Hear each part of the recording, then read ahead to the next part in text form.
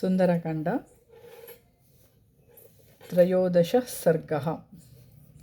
हनुमन्निर्वेदः। विमानात्तु संक्रम्य प्राकारं हरिपुङ्गवः। हनुमान् वेगवानासीद्यथा विद्युद्घनान्तरे। सम्परिक्रम्य हनुमान् रावणस्य निवेशनम् अदृष्ट्वा जानकीं सीतामब्रवीद्वचनं कपिः। भूयिष्ठं लोलितालङ्का रामस्य चरता प्रियं। न हि पश्यामि वैदेहीं सीतां सर्वाङ्गशोभनां। पल्वलानि तटाकानि सरांसि सरितस्तथा नद्योऽनुपवनांश्च दुर्गाश्च धरणीधराः। लोलिता वसुधा सर्वा न तु पश्यामि जानकीम्। इह सम्पातिना सीता रावणस्य निवेशने।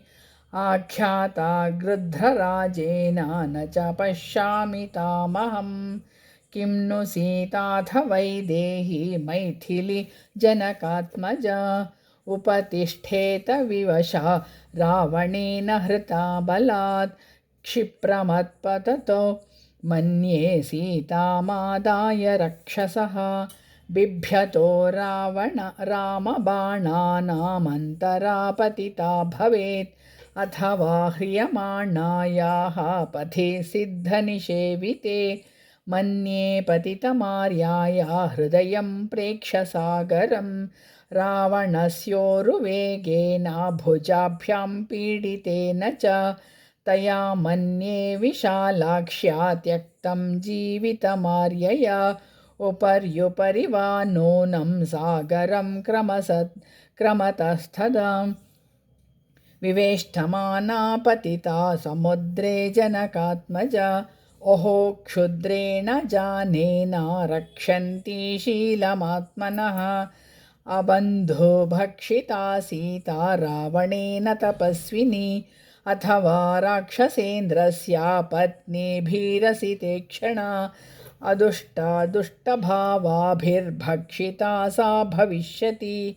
सम्पूर्णचन्द्रप्रतिमं पद्मपत्रनिभेक्षणं। रामस्य ध्यायति वक्त्रं पञ्चत्वं कृपणागत। हा राम लक्ष्मणेत्येवं हायोध्ये चेति मैथिली। विलप्य बहुवैदेही न्यस्तदेहा भविष्यति। अथवा निहिता मन्ये रावणस्य निवेशने। नूनं लालप्यते सीता पञ्जरस्थेव शारिका। जनकस्य सुता सीता रामपत्नी सुमध्यमा। कथामुत्पतलपात्राक्षी रावणस्य वशं व्रजेत्। विनष्टा वा प्रनष्टा वा मृता वा जनकात्मजा। रामस्य प्रियभार्यस्य न निवेदयितुं क्षमं। निवेद्यमाने दोषः स्यादनिवेदने। कथं नु खलु कर्तव्यं विषमं प्रतिभाति मे। अस्मिन्नेवं गते कार्ये प्राप्तकालं क्षमं च किं भवेदिति मतं भूयो हनुमान् प्रविचारयन्। यदि सीतामदृष्ट्वाहं वानरेन्द्रपुरीमितः गमिष्यामि ततः को मे पुरुषार्थो भविष्यति। ममेदं लङ्घनं व्यर्थं सागरस्य भविष्यति। प्रवेशश्चैव लङ्काया राक्षसानां च दर्शनं। किं मां वक्ष्यति सुग्रीवो हरयो वा समागताः। किष्किन्धां समनुप्राप्तं तौ वा दशरथात्मजौ। गत्वा तु यदि काकुत्स्थं वक्ष्यामि परमप्रियं। न दृष्टेति मया सीता ततस्त्यक्षति जीवितं। परुषं दारुणं क्रूरं तीक्ष्णमिन्द्रयतापनं। सीतानिमित्तं दुर्वाक्यं श्रुत्वा सा न भविष्यति। तं तु कृच्छ्रतगतं दृष्ट्वा पञ्चत्वगतमानसं। भृशानुरक्तो मेधावी न भविष्यति लक्ष्मणः। विनष्टो भ्रातरौ श्रुत्वा भरतोऽपि मरिष्यति। भरतं च मृतं दृष्ट्वा शत्रुघ्नो न भविष्यति। पुत्रान् मृतान् समीक्ष्याथा न भविष्यन्ति मातरः। कौसल्या च सुमित्रा च कैकेयी च न संशयः। कृतघ्नः सत्यसन्धश्च सुग्रीवः प्लवगाधिपः। रामं तथागतं दृष्ट्वा ततस्त्यक्षति जीवितं। दुर्मना व्यथिता दीना निरानन्दा तपस्विनी। पीडिता भर्तृशोकेन रुमा त्यक्षति जीवितं। वालिजेन तु दुःखेन पीडिता शोककर्षिता। पञ्चत्वं च गते राज्ञी तारापि न भविष्यति। माता पित्रोर्विनाशेन सुग्रीवव्यसनेन च। कुमारोऽप्यङ्गदः कस्मात् धारयिष्यति जीवितं। भर्तृजेन तु दुःखेन ह्यभिभूतावनौकसः। शिरांस्याभिहनिष्यन्ति तलैर्मुष्टिभिरेव च। सान्त्वेनानुप्रदानेन मानेन च यशस्विना। लालिताः कपिराजेन प्राणं त्यक्ष्यन्ति वानराः। न वनेषु न शैलेषु न विरोधेषु वा पुनः। क्रीडामनुभविष्यन्ति समेत्या कपिकुञ्जराः। सपुत्रदारः सामात्या भर्तृव्यसनपीडिताः। शैलाग्रेभ्यः पतिष्यन्ति समेत्या विषमेषु च। विषमोद्बन्धनं वापि प्रवेशं जलनस्य वा। उपवासमथो शस्त्रं प्रचरिष्यन्ति वानराः। घोरमारोदनं मन्ये गते मयि भविष्यति। इक्ष्वाकुकुलनाशश्च नाशश्चैव वनौकसां। सोऽहं नैव गमिष्यामि किष्किन्धां नगरीमितः।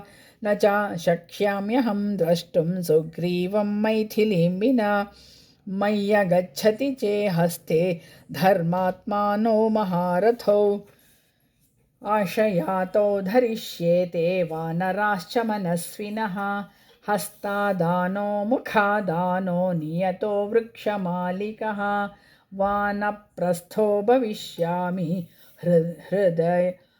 ह्यदृष्टा जनकात्मजां। सागरानुपजे देशे बहुमूलफलोदके। चितां कृत्वा प्रवेक्ष्यामि समिद्धमरणीसुतम्। उपविष्टस्य वा सम्यग् दिङ्गिनं साधयिष्यतः।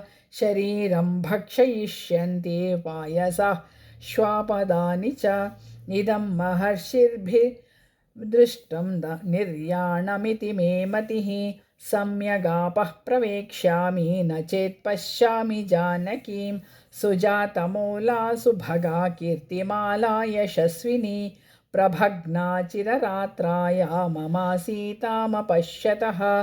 तापसो वा भविष्यामि नियतो वृक्षमूलिकः। नेतः प्रतिगमिष्यामि तामदृष्ट्वा सितेक्षणां। यदि तः प्रतिगच्छामि सीतामनधिगम्यताम्। अङ्गदः सह तैः सर्वैः वानरैरन्न भविष्यति। विनाशे बहवो दोषा जीवन् भद्राणि पश्यति। तस्मात् प्राणान् धरिष्यामि ध्रुवो जीवति सङ्गमः। एवं बहुविधं दुःखं मनसा धारयन्मुहुः। नाध्यगच्छत्तदा पारं शोकस्य कपिकुञ्जरः।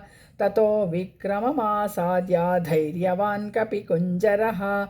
रावणं वा वधिष्यामि दशग्रीवं महाबलं। काममस्तु हृता सीता प्रत्याचीर्णं भविष्यति। अथ वैनं समुत्क्षिप्य उपार्योपरि सागरं। रामायोपहरिष्यामि पशुं पशुपतेरिव। इति चिन्तां समापन्नः सीतामनधिगम्यतां। ध्यानशोकपरीतात्मा चिन्तयामास वानरः। यावत् सीतां हि पश्यामि रामपत्नीं यशस्विनीं। तावदेतां पुरीं लङ्कां विचिनोमि पुनः पुनः। सम्पाति वचनाच्चापि रामं यद्यानयाम्यहम् अपश्यन् राघवो भार्यां निर्दहेत् सर्ववानरान् इहैव नियताहारो वत्स्यामि नियतेन्द्रियः नामत्कृते विनश्येयुः सर्वे तेव नरवानराः अशोकवनिका चेयं दृश्यते या महाद्रुमा इमामभिगमिष्यामि न हीयं विचिता मया वसून् रुद्रां तथादित्यान् अश्विनौ मरुतोऽपि च स नमस्कृत्वा गमिष्यामि रक्षसां शोकवर्धनः जित्वा तो राक्षसान् सर्वान् इक्ष्वाकुकुलनन्दिनीं सम्प्रदास्यामि रामाय यथा सिद्धिं तपस्विने समुहूर्तामिव ध्यात्वा चिन्तावग्रथितेन्द्रियः उदतिष्ठन्महातेजा हनुमन्मारुतात्मजः नमोऽस्तु रामाय लक्ष्मणाय देव्यै च तस्यै जनकात्मजायै नमोऽस्तु रुद्रेन्द्रयमानिलेभ्यो नमोऽस्तु चन्द्रार्कमरुद्गणेभ्यः सतेभ्यस्तु नमस्कृत्वा सुग्रीवाय च मारुतिः दिशः सर्वा समालोक्य ह्यशोकवनिकां प्रति स गत्वा मनसा पूर्वम् अशोकवनिकां शुभम् उत्तरं चिन्तयामास वानरो मारुतात्मजः ध्रुवं तो रक्षो बहुला भविष्यति वनाकुला अशोकवनिका चिन्त्या सर्वसंस्कारसंस्कृता रक्षिणश्चात्र नूनं रक्षन्ति पादपान् भगवानपि सर्वात्मानातिक्षोभं प्रवाति वै संक्षिप्तोऽयं मयात्मा च रामार्थे रावणस्य च सिद्धिं मे संविधास्यन्ति देवासर्षिगणास्त्विह ब्रह्मा स्वयंभूर्भगवान् देवाश्चैव दिशन्तु मे सिद्धिमग्निश्च वायुश्च पुरुहूतश्च वज्रभृत् वरुणः पाशहस्ताश्च सोमादित्यौ तथैव च अश्विनौ च महात्मानौ मरुतः सर्व एव च सिद्धिं सर्वाणि भूतानि भूतानां चैव यः प्रभुः दास्यन्ति मम ये चान्ये यदृष्टा पथि गोचराः तदुन्नसं पाण्डरदन्तमव्रणं शुचिस्मितं पद्मपलाशलोचनं द्रक्ष्ये तदार्यावदनं कदान्वहं प्रसन्नताराधिपतुल्यदर्शनं क्षुद्रेण पापेन नृशंसकर्मणा सुदारुणालङ्कृतवेषधारिणा बलाभिभूता ह्यबला तपस्विनी कथं नु मे पथेद्य सा भवेत्। ओम तत्सदिति श्रीमद् रामायणे वाल्मीकये आदिकाव्ये चतुर्विंशतिसहस्रिकायां संहितायां सुन्दरकाण्डे हनुमन्निर्वेदो नाम त्रयोदशः सर्गः। अथ चतुर्दश सर्गः। अशोकवनिका विजयः।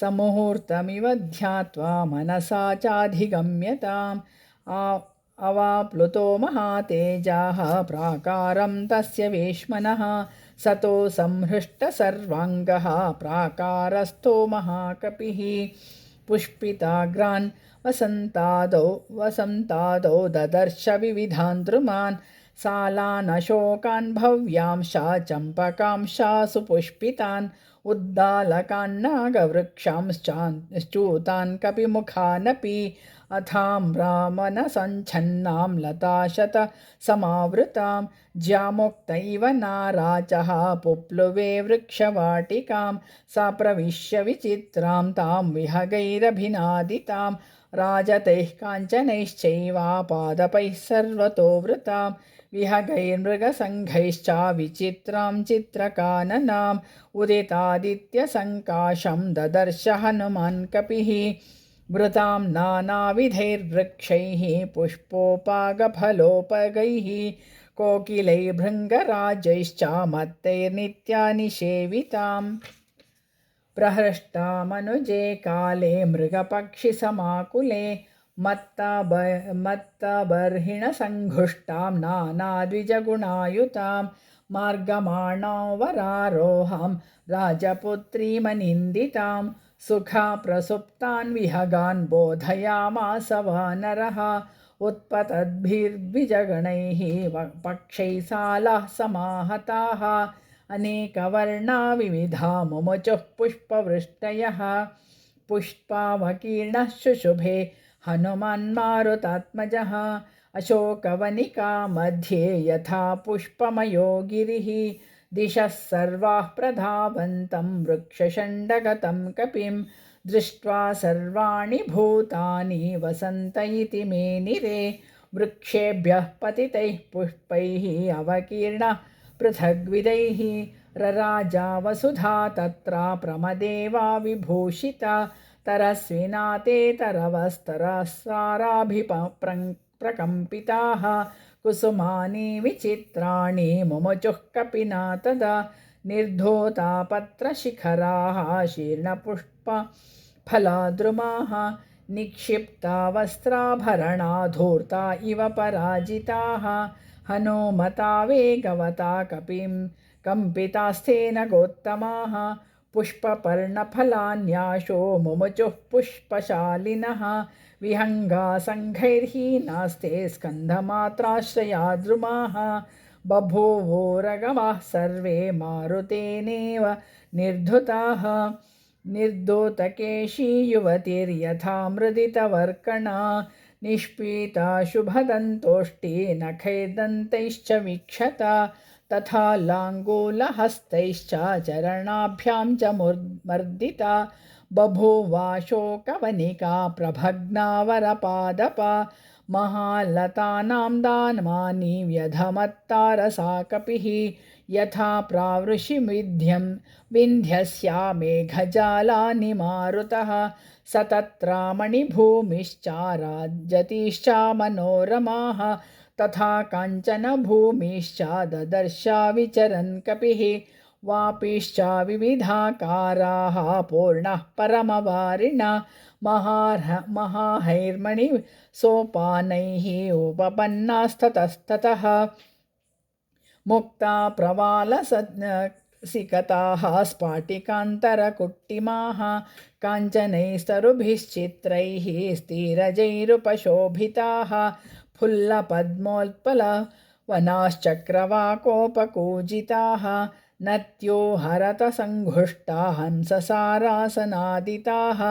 दीर्घाभिद्रुममुक्ताभिः सरिद्भिश्च समन्ततः अमृतोपमतो याभिः शिवाभिरुपसंस्कृताः लताशतैरवताताः सन्तानकुसुमावृताः नानागुल्मावृतघनाः करवीरकृतान्तराः ततो बन्धुरसङ्काशं प्रवृद्धशिखरं गिरिं विचित्रकूटं कूटैश्च सर्वतः परिवारितं शिलागृहैरवततं नानावृक्षैः समावृतं ददर्श हरिशार्दूलो रम्यं जगति पर्वतं ददर्श च नगात्तस्मान्नदीं निपतितां कपिः अङ्कादिवा समुत्पत्त्या प्रियस्या पतितां प्रियां जले निपतिताग्रैश्च पादपैरुपशोभितां वार्यमाणामिव क्रुद्धां प्रमदां प्रियबन्धुभिः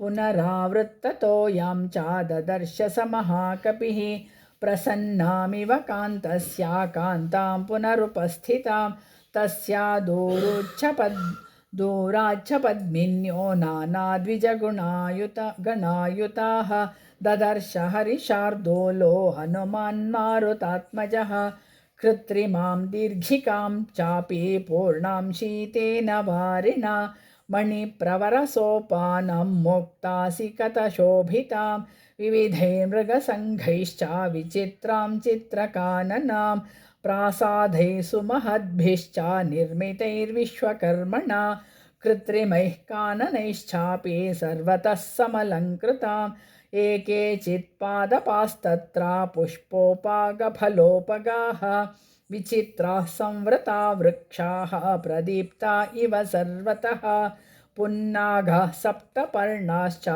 चम्पकोड्डालकास्तथा सच्छत्राः सवितर्दीर्घाः सच्छत्रा हि सवितर्दिकाः सर्वे सौवर्णवेदिकाः लताप्रतानैर्बहुभिः वर्णैश्च बहुभिर्वृतान् काञ्चनीं शिंशुपामेकां ददर्शा हनुमान् कपिः वृतां हेममयीभिस्तो वेदिकाभिः समन्ततः सोपश्यद्भूमिभागांशागर्त प्रस्रवणानि च सुवर्णवृक्षानपरान् ददर्शाशिखिसन्निभान् तेषां द्रुमाणां प्रभया मेरोरिव दिवाकरः अमन्यत तदा वीरः काञ्चनोऽस्मीति वानरः तेषां काञ्चनैस्तरुणैः मारुतेन च वीजितां किङ्किणीशतनिर्घोषां दृष्ट्वा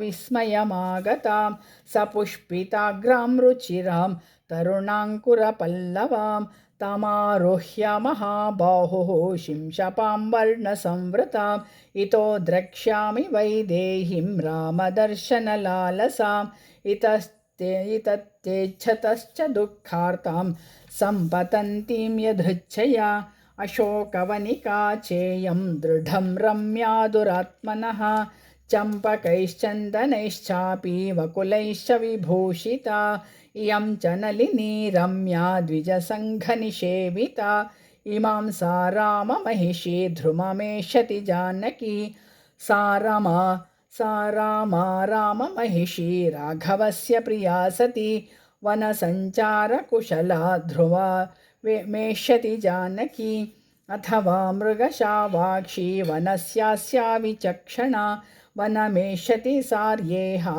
रामचिन्तानुकर्षिता रामशोकाभिसन्तप्ता सा देवी वामलोचना वनवासे रता नित्यं एषते वनचारिणी वनेचराणां सततां नूनं स्पृहयते पुरा रामस्यादयिता भार्या जनकस्य सुता सती सन्ध्याकालमनश्यामा ध्रुवामेष्यति जानकी नदीं चेमां शिवजलां सन्ध्यार्ते वरवर्णिनी तस्याश्चाप्यनुरूपेयामशोकवनिका शुभा या पार्थिवेन्द्रस्य पत्नी रामस्य सम्मता यदि जीवति सा देवी ताराधिपनिभानना आगमिष्यति सा वश्यामिमां शिवजलां नदीम् एवं तु मत्वा हनुमान् महात्मा प्रतीक्षमाणो